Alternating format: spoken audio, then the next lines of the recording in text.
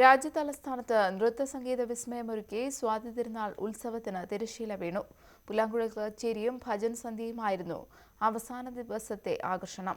പ്രശസ്ത നർത്തകി ജയപ്രഭ മേനോന്റെ നേതൃത്വത്തിലായിരുന്നു ഡൽഹിയിൽ കലാവിരുന്നൊരുക്കിയ ഉത്സവം. മഞ്ഞുകാല ഡൽഹിക്ക് നൃത്തസംഗീത വിരുന്നൊരുക്കിയ രണ്ടു സായാഹ്നങ്ങൾ. സംഗീത മഹാപ്രതിഭ സ്വാതി തിരുനാളിനെ അനുസ്മരിച്ചുകൊണ്ടുള്ള നൃത്തസംഗീതോത്സവത്തിന്റെ 8ാം വർഷത്തെ അരങ്ങിലെത്തിയത് പ്രമുഖ കലാകാരന്മാർ. ഭൂപാളി രാഗത്തിൽ തുടങ്ങിയതാണ് 2ാം ദിവസത്തെ ചേതൻ ജോഷിയുടെ പുല്ലാങ്കുഴൽ കച്ചേരി.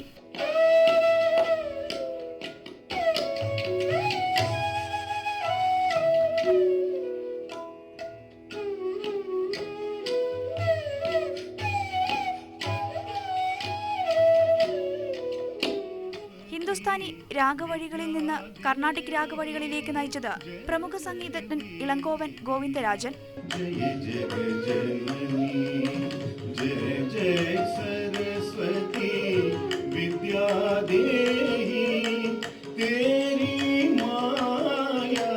മോഹിനിയാട്ടം, കഥക്, ഭരതനാട്യം നൃത്തരൂപങ്ങൾ സമന്വയിപ്പിച്ച പ്രത്യേക അവതരണവും സ്വാതി തിരുനാൾ ഉത്സവത്തിൽ ഇക്കുറി അരങ്ങേറി.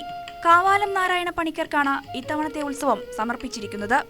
കുച്ചിപ്പുടി, ഒഡീസി, കഥക് എല്ലാം സോളോയും ചെയ്യാറുണ്ട്. ഹിന്ദുസ്ഥാനി സംഗീതവും കർണാടക സംഗീതവും ഇത് രണ്ടും ചെയ്യാം. ഇപ്രാവശ്യം കുറച്ചും കൂടി ഒരു വ്യത്യാസമായിട്ട്, എല്ലാ പ്രാവശ്യം ഒരുപോലെ വ്യത്യാസമായിട്ട് മോഹിനിയാട്ടം സോളവും കഥക് ഡ്വെറ്റായിരുന്നു. അതിനുശേഷം നമ്മൾ സംഗതി എന്ന് പറഞ്ഞിട്ടൊരു സാധനം ചെയ്തു.